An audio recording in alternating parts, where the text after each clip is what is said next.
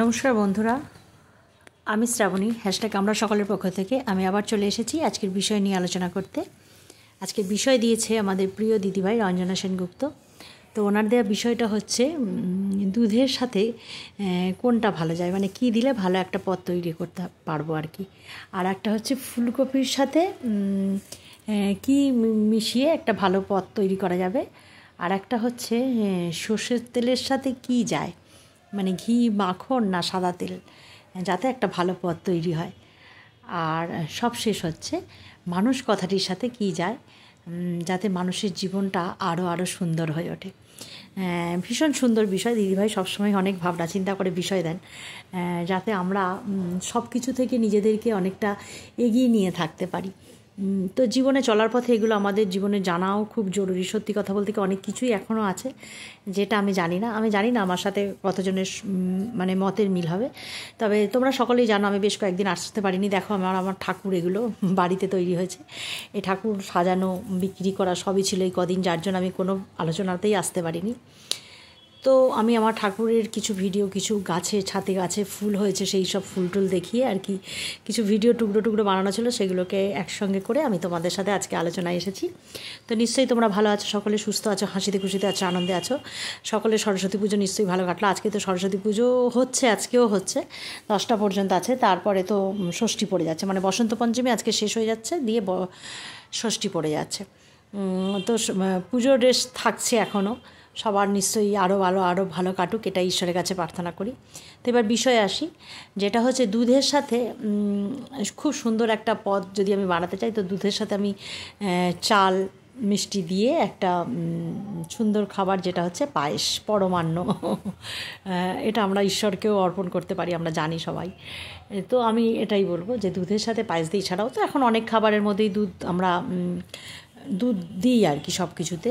তো আমার মনে হয় সবার আগে আমার এটাই মনের মধ্যে, দুধ দিয়ে সিমুই বা দুধের সাথে চাল মিশিয়ে পায়েস, আমি এগুলোই মানে বেশি বলবো। সব কিছুতেই আমি সুজির পায়েসও খেতে ভালোবাসি, তাতেও দুধটা লাগে। গাজরের হালুয়াতেও আমি দুধ দিই। এই হচ্ছে দুধ দিয়ে আমি এগুলো রান্না করি। আর যেটা হচ্ছে ফুলকপি দিয়ে কি মিশিয়ে একটা ভালো পদ তৈরি করা যায়, তো আমি এটা বলবো যে ফুলকপির সাথে আমি পনির দিয়ে যদি করি, শুধু আলু বাদ দিয়ে, আলু দিই না, ফুলকপি আর পনির দিয়ে, ক্যাপসিকাম দিয়ে খুব সুন্দর একটা পদ হয়।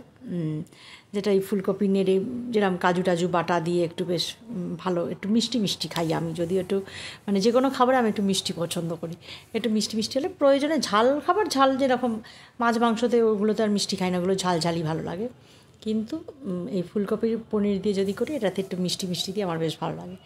আর একটা হচ্ছে ঘি, সাদা সর্ষের তেলের সাথে ঘি মিশিয়ে, এটা যদি আমি বলতে চাই তাহলে এটাই বলবো যে আমি না সব রান্না একটু সর্ষের তেলে করাই পছন্দ করি। যেগুলো সাদা তেল দরকার হয় সেগুলো সাদা তেল, যেমন পনিরের কোনো রেসিপি যদি আমি করি তাহলে তো ওটাতে একটু সাদা তেল ব্যবহার করি, কিন্তু বেশিরভাগ রান্নাই আমি সর্ষের তেল দিয়ে করতে ভালোবাসি। তো আর সর্ষের তেল, আর বিশেষ করে নিরামিষ যদি কোনো রান্না করি, আমি অবশ্যই সেটার সাথে ঘি দিই। যাই হোক, আমি সব শেষে, রান্নাটার শেষের দিকে একটু ঘি দিয়ে, গরম মশলা দিয়ে ওটা চাপা দিয়ে দিই। যে কোনো রান্না, সে এমনি প্লেন যদি ফুলকপি আলু তরকারি হয়, বা বিশেষ করে আমি সোয়াবিনটা যদি নিরামিষ করি, সোয়াবিন মানে এখন তো থাইরয়েডের জন্য আমার খাওয়াটা অনেক কমে গেছে, কিন্তু আমার ছেলেরা খুব ভালোবাসে সোয়াবিন খেতে। তো সোয়াবিন যদি আমি রান্না করি তাহলে কিন্তু আমি সর্ষের তেল দিয়েই রান্না করি। এবং যদি নিরামিষ করি, যদি রাতের দিকে অনেক সময় কি পেঁয়াজ দিই না, একটু হয়তো নিরামিষ করতে চাইলাম, তখন আমি এটা করি যে আমি সর্ষের তেল দিয়ে রান্না করি, আমি কিন্তু ঘিটাই বেশি দিই, মাখনটা অতটা ব্যবহার করি না। এই ছিল রান্না নিয়ে, এটাই বললাম। তো জানি না সকলে তোমরা কে কীরকম তৈরি করছো, আমি দেখবো। এটা আমি এখন সুযোগ পেয়েছি একটু বলে নিচ্ছি। আজকে আবার রাত্রে আর হবে না, কারণ আজকে আমাদের রাত্রে না গোটা সেদ্ধ আছে আমার বাড়িতে।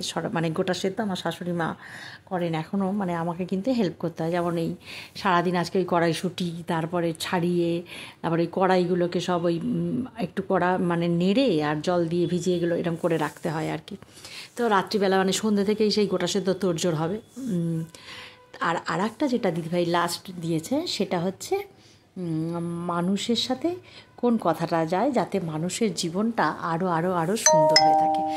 তো আমি যদি এটা বলি যে আমার মতে, এটা আমি জানি না, এখন আমি তোমাদের কারোর ভিডিও দেখতে পাইনি, তো সময়ও হয়নি আমি সেই রাত্রিবেলায় তোমাদের সকলের ভিডিও দেখব। আমি মানে কদিন দিইনি বলে আমি জোর জবরদস্তি এই সময়টা বসে পড়েছি যে অন্তত কিছুটা করে রাখি, তাহলে যখন হোক না যখন হোক আমি একটু ছেড়ে দিতে পারবো, এটা হচ্ছে ব্যাপার।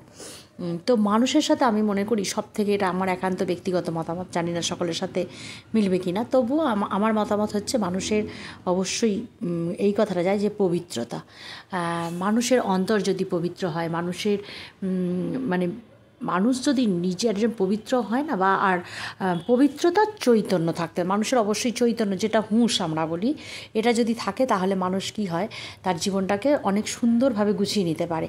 আর সে যদি অন্তর থেকে, ভিতর থেকে সে যদি পবিত্র হয় না, তার মানে নিজের আলোকে আলোকিত হয় বলে না, মানে নিজের আলোকেই সে এমনি উজ্জ্বল থাকবে, এটা হচ্ছে ব্যাপার। কাউকে আলাদা করে তাকে মানে সে যে উজ্জ্বল তাকে কিন্তু আলাদা করে কোনো প্রমাণ করতে হবে না।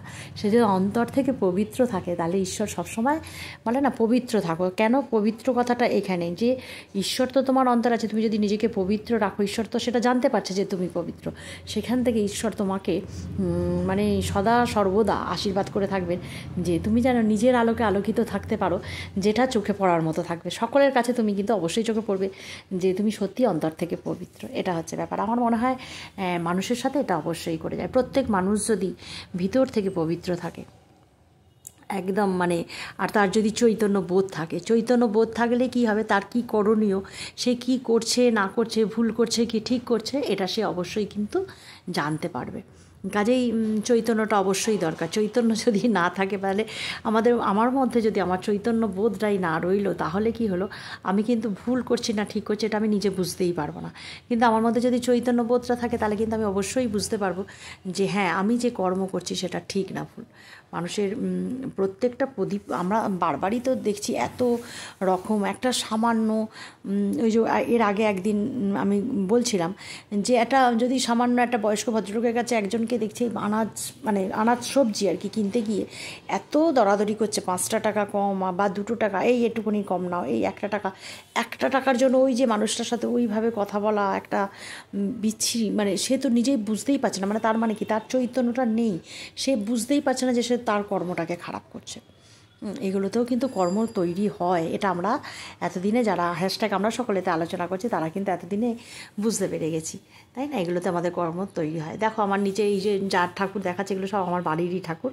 আমি কিন্তু মানে দেখাবো বলেই আমি রান্না করতে করতে একবার একটু বেরিয়ে ভিডিওগুলো করে রেখেছিলাম, সেইগুলোই একসঙ্গে করে আমি তোমাদের দেখাচ্ছি, তোমরা দেখো।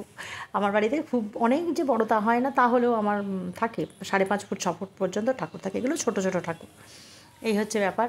তো আলোচনাটা এটাই বলবো যে আমরা যে এত এই যে মানুষজন আসে, এই যে আমার এই বিজনেসের ক্ষেত্রেই বলি, কত রকমের মানুষ আসে, কত রকমের কথা বলে, মানে হট করে একটা বলবে কি, এই একজন এসে কালকেই একজন ভদ্রমহিলা সে সমস্ত কিছু এসে মানে বাজার টাজার করে নিয়ে এসছে ঠাকুরের পুজোর জন্য, তো কিনে এবার ঠাকুরটা নিতে এসছে, নিয়ে এসে মানে সঙ্গে সঙ্গে বলছে এইমাত্র একজন এই ঠাকুরটা নিয়ে গেল, এই এত কম, মানে আমরা নিজেরা বিক্রি করেছি, আমরা জানছি যে ঠাকুরটা যা দাম, কিন্তু সেই ইচ্ছা করে আরও টাকাটাকে কম করে বলছে কি এইটা তো তোমরা তো কম দামে দিয়েছো, তোমরা আমাকে দিচ্ছ না।